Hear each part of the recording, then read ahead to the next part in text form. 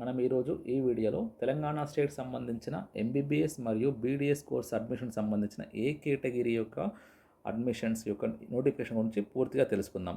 So మనకైతే 3 August రోజు Kaloji Narayanarao university of health and science వాళ్ళు నోటిఫికేషన్ అయితే రిలీజ్ చేయడం జరిగిందండి. సో ఈ నోటిఫికేషన్కి సంబంధించిన కేఎన్ఆర్ యూనివర్సిటీ హెల్త్ సైన్స్ వాళ్ళు కొన్ని ఇంపార్టెంట్ డేట్స్ అయితే మనకు ఇవ్వడం జరిగిందండి. మనం ఈ డేట్స్ని రిమెంబర్ చేసుకుందాము. ఈ డేట్స్ వచ్చేసి మనకు ఆన్లైన్ నోటిఫికేషన్కి సంబంధించినది 3వ తారీఖు ఆగస్టులో రిలీజ్ చేయడం జరిగిందండి.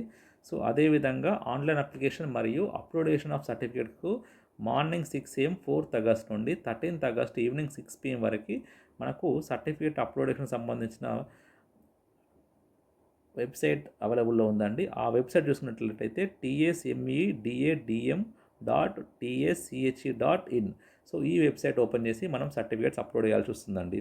అదేవిధంగా ప్రొవిజనల్ మరియు ఫైనల్ మెరిట్ లిస్ట్ అనేది after verification of the certificates, మనం సర్టిఫికేట్స్ అప్లోడ్ చేసిన తర్వాత మనకు ఫైనల్ మెరిట్ లిస్ట్ అనేది ఇవ్వడం జరుగుతుంది. అది టు బి నోటిఫైడ్ లేటర్ అని ఇచ్చారు. అదేవిధంగా వెబ్ ఆప్షన్స్ పెట్టుకోవాల్సిన సంబంధించిన డేట్ కూడా మనకి ఇంకా ఇవ్వలేదు, to be notified later. So classes ఎప్పుడు స్టార్ట్ అవుతాయి, అదేవిధంగా క్లోజర్ అడ్మిషన్స్కు అంటే అడ్మిషన్ క్లోజ్ సంబంధించిన as per NMC DCA schedule ఇంకా మనకు రాలేదు కాబట్టి అది మనకు కొంచెం టైం ఉందండి.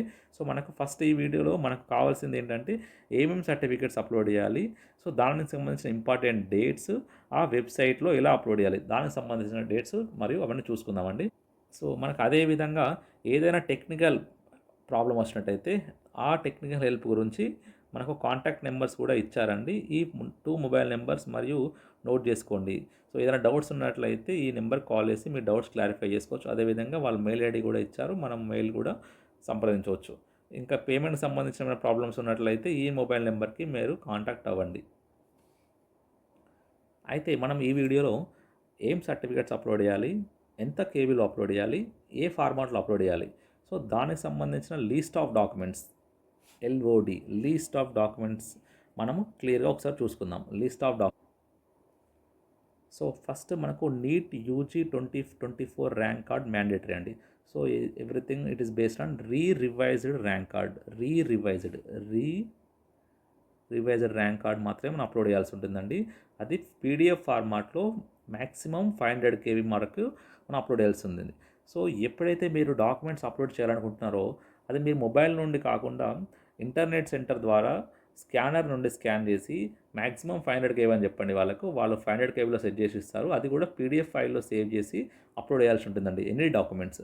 సో మనకు బర్త్ సర్టిఫికేట్, మనకు డేట్ ఆఫ్ బర్త్ వాళ్ళు కన్సిడర్ చేసేది SSC మార్క్స్ మెమోలో ఏదైతే డేట్ ఆఫ్ బర్త్ ఉంటుందో అదే కన్సిడర్ చేస్తారు కాబట్టి మనం SSC మార్క్స్ మెమో కూడా PDF ఫార్మాట్లో 500 KB వరకు అప్లోడ్ చేయాల్సి ఉంటుంది. అదేవిధంగా క్వాలిఫైయింగ్ ఎగ్జామ్ అంటే intermediate +10+12 memo marks memo compulsory, అది కూడా 500 KBలో. అదేవిధంగా study certificates 9th 10th intermediate first year and intermediate second year ఇవి సంబంధించిన స్టడీ సర్టిఫికేట్స్ కూడా 500 KB దాటకుండా PDF ఫార్మాట్లో అప్లోడ్ చేయాల్సి ఉంటుంది. అదేవిధంగా ట్రాన్స్ఫర్ సర్టిఫికేట్ TC కూడా క్యాస్ట్ సర్టిఫికేట్, మనం లేటెస్ట్గా తీసుకున్న క్యాస్ట్ సర్టిఫికేట్, ఇఫ్ మనకు రిజర్వేషన్ అప్లికబుల్ ఉన్నట్టయితే క్యాస్ట్ సర్టిఫికేట్, అదేవిధంగా మైనారిటీ వాళ్ళకి, ముస్లిం వాళ్ళకి మైనారిటీ సర్టిఫికేట్, ఈడబ్ల్యూఎస్ కోటా ఉన్న వాళ్ళకి ఈడబ్ల్యూఎస్, అదేవిధంగా లేటెస్ట్ పేరెంటల్ ఇన్కమ్, మన పేరెంటల్ ఇన్కమ్ సర్టిఫికేట్ కూడా మనకు 500 KBలో అప్లోడ్ చేయాల్సి ఉంటుంది. అది కూడా ఆ తర్వాత ఇక క్యాప్ సర్టిఫికేట్, PMC వాళ్ళకి PMC, ఆంగ్లో ఇండియన్ సర్టిఫికేట్ వాళ్ళకు ఆంగ్లో ఇండియన్.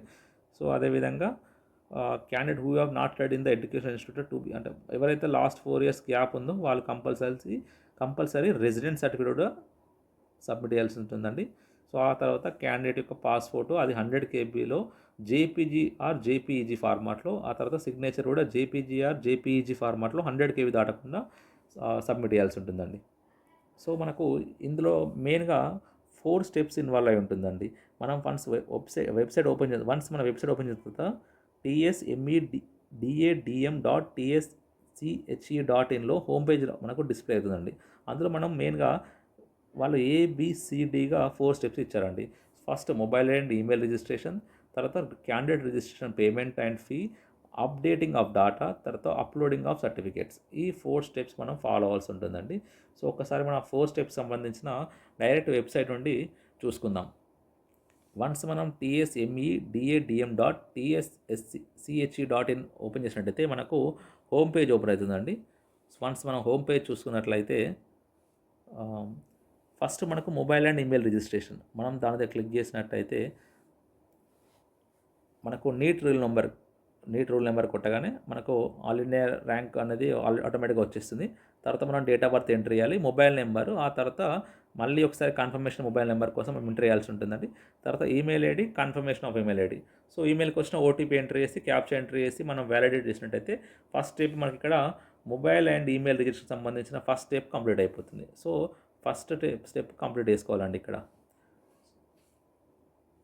సో మనం ఫస్ట్ స్టెప్ కంప్లీట్ అయిన తర్వాత మొబైల్ ఈమెయిల్ రిజిస్ట్రేషన్, మనం సెకండ్ స్టెప్లోకి వెళ్ళిపోతే candidate registration and payment of fee. So దీనికి సంబంధించింది ఒకసారి మనము క్లియర్గా చూద్దాం. ఒకసారి వన్స్ మన వెబ్సైట్ ఓపెన్ చేసిన తర్వాత, హోమ్ పేజ్ ఓపెన్ తర్వాత మనకు already mobile email registration complete అయిన తర్వాత క్యాండిడేట్ రిజిస్ట్రేషన్. సో మన క్యాండిడేట్ రిజిస్ట్రేషన్లోనే ఫీ పేమెంటెడ్ ఆప్షన్ కూడా వస్తుంది.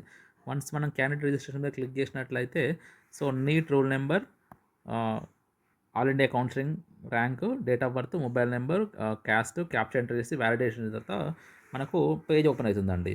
సో మనకు ఈ పేజ్ వన్స్ ఓపెన్ అయిన తర్వాత ఈ డీటెయిల్స్ అన్నీ ఎంట్రీ చేయాలి. వన్స్ ఎంట్రీ చేసి వ్యాలిడేట్ అయిన తర్వాత సో మనకు next option fee payment. So మనం ఫీ పేమెంట్ ఒకసారి ఆప్షన్ చూసుకున్నట్లయితే మనకు ఫీ పేమెంట్ అనేది credit card, debit card or net banking ద్వారా మనము ఫీ పేమెంట్ చేయవస్తుంది. సో వన్స్ మనకు after payment you will receive a successful payment message the screen and you will receive a registration number. This registration number must important. మనం ఈ registration number ద్వారానే next process ఉంటుందండి. So మనకు mobile number కానీ and email ఐడికి రెండింటికి మనకు registration number వచ్చేస్తుంది. సో మనము అది వచ్చే వరకు వెయిట్ చేయాలి. మనం డు నాట్ రిఫ్రెష్, మన పేజ్ని రిఫ్రెష్ చేయకండి. వన్స్ పేమెంట్ కంప్లీట్ అయిన తర్వాత కొద్దిసేపు వెయిట్ చేస్తే మనకు రిజిస్ట్రేషన్ నెంబర్, మొబైల్ నెంబర్కి అండ్ ఈమెయిల్ ఐడికి మనకు వచ్చేస్తుంది. సక్సెస్ఫుల్ పేమెంట్ ప్రొసీడ్ కాగానే మనకు towards your application fee okay అయిన తర్వాత మనకు రిజిస్ట్రేషన్ నెంబర్ వచ్చేస్తుంది మన మెయిల్ ఐడికి. వన్స్ మనకు రిజిస్ట్రేషన్ నెంబర్ వచ్చేసిందంటే మనము నెక్స్ట్ వచ్చేసి మనకు డాటా అప్డేషన్ కూడా నెక్స్ట్ ప్రాసెస్ వచ్చేస్తుంది. వన్స్ మనకు రిజిస్ట్రేషన్ నెంబర్ అనేది రిఫరెన్స్ నెంబర్ ఇలా వస్తుంది. సో దాన్ని మనము సేవ్ చేసుకోవాలి చాలా జాగ్రత్తగా. ఆ తర్వాత updating the details of the candidate. So దాంట్లో మనకు ఇది ఓకే చేయగానే డాటా అప్డేషన్ రాగానే మనకు నీట్ రూల్ నెంబర్ అడుగుతుందండి. So NEET roll number, registration, captcha entry చేసి వ్యాలిడేట్ చేస్తాము. సో డాటా ఎంట్రీలో ఫస్ట్ మనము ఎంటర్ చేయాల్సింది, ఫస్ట్ మనం పాస్పోర్ట్ సైజ్ ఫోటోని 100 KB, లెస్ దెన్ 100 KBలో జేపీజీ ఆర్ జేపీజీ ఫార్మాట్లో మన క్యాండిడేట్ డీటెయిల్స్ ఎంట్రీలో ఫస్ట్ పాస్పోర్ట్ సైజ్ ఫోటోని ఎంట్రీ చేయాల్సి ఉంటుంది. సో వన్స్ మనం పాస్పోర్ట్ ఎంట్రీ చేసిన తర్వాత, అప్లోడ్ చేసిన తర్వాత candidate name, so as per 10-12 intermediate marks ప్రకారము, తర్వాత NEET roll number, all India rank, mobile number, ఇంకేమైనా alternative mobile number, mail ID, percentage, score, ఇక్కడ ఎస్ఎస్సి స్కోరు, సో ఆ తర్వాత father name, category, sub category, caste certificate number. మనం caste certificate తీసుకున్నప్పుడు recent caste సర్టిఫికేట్లోనే caste certificate number ఉంటుందండి, ఆ number. ఆ తర్వాత ఇంకా మనకి ఏమైనా NCC, CAP, PMC, Anglo minority ఉంటే అవి సంబంధించిన డీటెయిల్స్, అడ్రస్లో స్టేటు, డిస్టిక్, పిన్ కోడ్ అవన్నీ చాలా important. Intermediate hall ticket number, SSC hall ticket number, so income certificate number, board of intermediate. తర్వాత వాళ్ళు అడిగింది మనకు 9th, 10th intermediate first and second year యొక్క నేమ్ ఆఫ్ ద స్కూల్, ఎక్కడ చదువుకున్నాము, district, state. ఆ తర్వాత మనకు ఫోటో ఆల్రెడీ మనం అప్లోడ్ చేసాం కాబట్టి ఇక్కడ ఫోటో ఫైల్ ఆల్రెడీ లోడెడ్. ఇక్కడ మనం క్లిక్ చేసినట్టయితే ఆటోమేటిక్గా ఫోటో వచ్చేస్తుంది. తర్వాత సిగ్నేచర్ కూడా అప్లోడ్ చేసి ఉంటాం కాబట్టి ఇక్కడ క్లిక్ చేయగానే మనకు సిగ్నేచర్ కూడా ఇందులోకి వచ్చేస్తుంది. తర్వాత మనము సేవ్, సో మనం డిక్లేర్ చేసుకోవాలి. ఇక్కడ డిక్లేర్ చేసిన తర్వాత సేవ్. ఆ నెక్స్ట్ సేవ్ అండ్ ఎగ్జిట్ కంటే ముందు మన next upload certificates. So students మన డీటెయిల్స్ ఇక్కడ పాస్పోర్ట్ సైజు, సిగ్నేచర్ అవి అప్లోడ్ చేసిన తర్వాత సేవ్ అండ్ ఎగ్జిట్ చేయాలి. మనం సేవ్ అండ్ ఎగ్జిట్ అయిపోయిన తర్వాత వన్స్ మనం మళ్ళీ హోమ్ పేజ్లోకి వచ్చేసి next certificate uploads. So certificate upload click చేసి వన్స్ మనం సర్టిఫికేట్ అప్లోడ్ ఎంట్రీ చేయగానే, దాంట్లో క్లిక్ చేయగానే మళ్ళీ మనకు roll number, registration number, captcha, validate అనగానే మనకు సర్టిఫికేట్కి సంబంధించిన అప్లోడ్కి కావాల్సిన ఒక నెక్స్ట్ పేజ్ ఓపెన్ అవుతుందండి. మనం ఆ పేజ్లో చూసుకున్నట్లయితే వన్స్ మనం roll number, candidate name, father name, mother name, candidate name, parental income all India rank, score, date of birth అవన్నీ ఎంట్రీ చేసి మనకి ఇక్కడ డాక్యుమెంట్ అప్లోడ్ అనేది చాలా ఇంపార్టెంట్. సో వన్స్ మనం డాక్యుమెంట్ అప్లోడ్ చేయాలన్నప్పుడు మన మొబైల్ ద్వారా కాకుండా ఇంటర్నెట్లోని స్కానర్ ద్వారా మనం అప్లోడ్ చేసినట్లయితే మనకు డీటెయిల్స్ కరెక్ట్గా స్కాన్ అవుతుంది. సో వన్స్ మనం ఇంటర్నెట్ సెంటర్కి వెళ్ళి వాళ్ళకి మనం చెప్పాలండి బిలో 500 KB.